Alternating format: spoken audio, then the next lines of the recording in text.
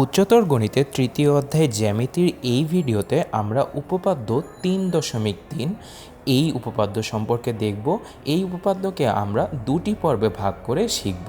প্রথম পর্বে আমরা এই উপপাদ্যের সাধারণ নির্বাচন এবং বিশেষ নির্বাচনের সাথে সাথে কিভাবে সাধারণ নির্বাচন থেকে আমরা এই উপপাদ্য প্রমাণের যে ছবিটা বা চিত্র আঁকতে পারি সেই বিষয়টিও খেয়াল করব।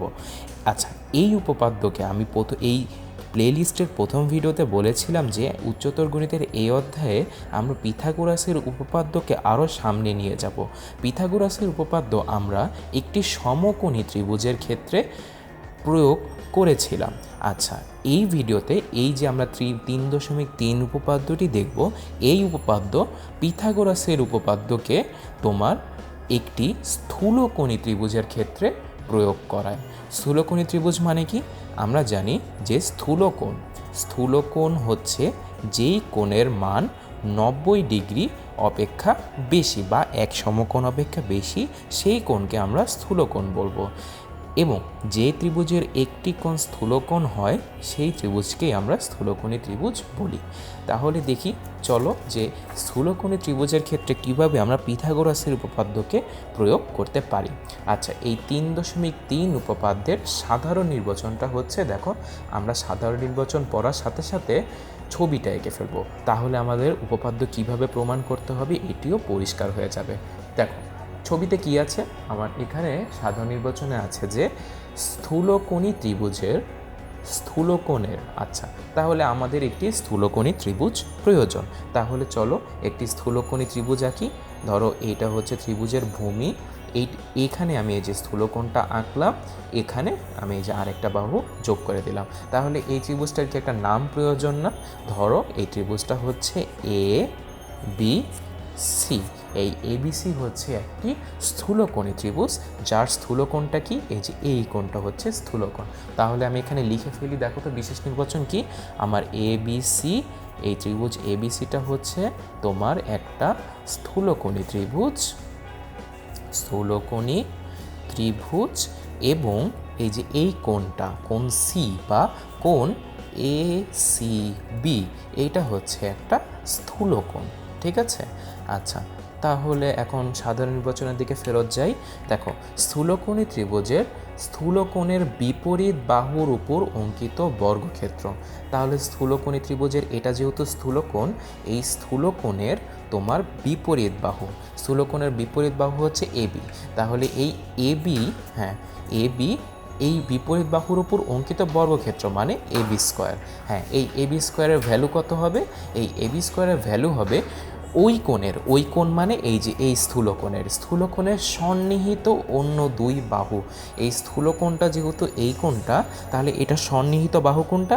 সন্নিহিত বাহু হচ্ছে এই এসি আর তোমার হচ্ছে এই বিসি। তাহলে কি এই সন্নিহিত বাহুর উপর অঙ্কিত বর্গক্ষেত্রদ্বয়ের ক্ষেত্রফল। তাহলে দেখো তো এই এবি স্কোয়ার আমরা লিখতে পারি যে এই AB square equals to AC square plus BC square. কেন? কারণ বর্গক্ষেত্রদ্বয়ের ক্ষেত্রফল এবং আর কি ওই দুই বাহুর যে কোনো একটি। আচ্ছা, এই দুই বাহুর যে কোনো একটি, ধরো হচ্ছে এই বাহুর কোনটা? ধরো আমি এর মধ্যে বিসি বাহুটাকে ধরলাম। ঠিক আছে? দেখো বিসি যে কোনো বাহুর একটি এবং তার উপর মানে কার উপর? বিসি এর উপর অপর বাহু মানে কি? এই যে এসি, বিসি এর উপর মানে আমি এখানে যদি লিখি বিসি এর উপর, অপর বাহুর উপর তোমার হচ্ছে তার উপর অপর বাহুর মানে বিসি এর উপর এসি এর আমার কি দরকার? লম্ব অভিক্ষেপ দরকার। তাহলে এখন দেখো তো লম্ব অভিক্ষেপের অন্তর্গত আয়তক্ষেত্র মানে কি? দেখো তো বিসি এবং বিসি এর উপর এসি এর লম্ব অভিক্ষেপ। এখন আমার লম্ব অভিক্ষেপ চেয়েছে বিসি এর উপর, তাহলে দেখো তো আমি করব কি? বিসি এর উপর আমি বিসিকে এদিকে বর্ধিত করলাম, এটা হচ্ছে আমার পর্দা। এখন এই এসি এর যদি আমি লম্ব অভিক্ষেপ চাই, তাহলে আমি মনে করি এই দিক দিয়ে আমি হচ্ছে টর্চ লাইটের আলো ফেলবো। তাহলে আমি দেখো আমার যেহেতু এসি এর লম্ব অভিক্ষেপ লাগবে, তাহলে এসি এর প্রান্তবিন্দু এই যে এই দুইটা, প্রান্তবিন্দু থেকে আমার কি আঁকতে হবে, এই যে লম্ব আঁকতে হবে। এখন এই প্রান্তবিন্দুটা তোমার এখানে যোগ করাই আছে, তাই আর লম্ব আঁকার প্রয়োজন নেই। তাহলে দেখো তো আমি কি লম্ব বিক্ষেপটা পেয়ে গেলাম না? এই যে আমি যদি লাল কালি দিয়ে দেখাই, এই যে দেখো এইটা হচ্ছে আমার লম্ব বিক্ষেপ। তাহলে এটার একটা নাম দিই, লম্ব বিক্ষেপ হচ্ছে সিডি। তাহলে দেখো যে ওই দুই বাহুর যে কোনো একটি বাহু বিসি এবং তার উপর মানে বিসি এর উপর অপর বাহুর বিসি এর উপর অপর বাহু মানে এসি এর লম্ব বিক্ষেপ। এসি এর লম্ব বিক্ষেপ কোনটা? এই যে সিডি। হ্যাঁ, সিডি। এই যে দেখো এই দুইটার অন্তর্গত আয়তক্ষেত্র মানে বিসি ইন্টু সিডি, এই ক্ষেত্রফলের দ্বিগুণের সমষ্টির সমান। মানে এটাকে 2 গুণ করলাম, সবগুলোকে সমষ্টি করলে আমার এই জিনিসটা হয়। তাহলে আমার সাধারণ নির্বাচন বলেছে যে আমার প্রমাণ করতে হবে যে এই যে দেখো স্থূলকোণী ত্রিভুজের স্থূলকোণের বিপরীত বাহু এবি, এটার উপর অঙ্কিত বর্গক্ষেত্রের ক্ষেত্রফল কত হবে?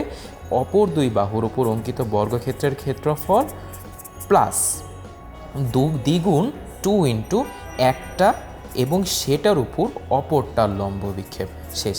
এইটাই হচ্ছে আমার স্থূলকোণী ত্রিভুজের ক্ষেত্রে পিথাগোরাসের উপপাদ্যের ব্যবহার।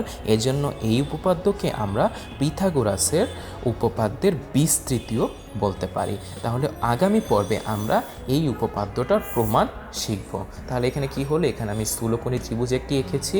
স্থূলকোণী ত্রিভুজের স্থূলকোণের বিপরীত বাহু এবি, এটার উপর অঙ্কিত বর্গক্ষেত্রের ক্ষেত্রফল হবে অপর দুই বাহু মানে সন্নিহিত দুই বাহুর বর্গক্ষেত্রের ক্ষেত্রফলের যোগফল এবং যে ওই সন্নিহিত বাহুর যে কোনো একটি এবং ওর উপর অন্যটি লম্ব বিক্ষেপ। এই লম্ব বিক্ষেপ এদের অন্তর্গত আয়তক্ষেত্রের ক্ষেত্রফলের দ্বিগুণ এবং সবগুলো সমষ্টির সমান হবে। এটা হচ্ছে পিথাগোরাসের উপপাদ্যের প্রয়োগ একটি স্থূলকোণী ত্রিভুজের ক্ষেত্রে।